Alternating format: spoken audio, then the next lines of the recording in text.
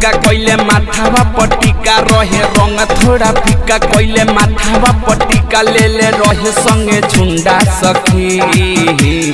लेके आइले रहे हीरो हुंडा सखी दिल लेके भागले गो गुंडा सखी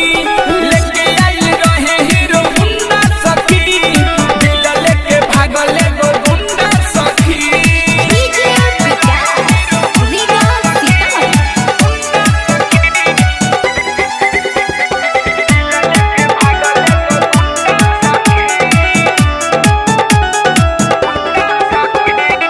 घूमे गईल रहनी बगल के मठ हो हाय हेलो कोई खेला भइले अलगत हो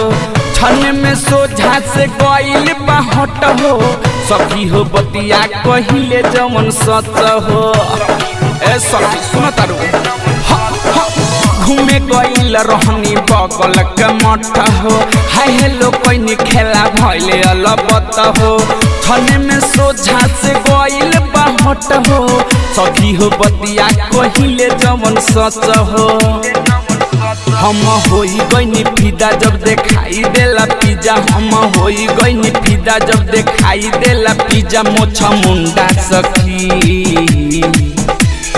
लेके आइले रहे हीरो हुंडा सखी दिल लेके भागले गो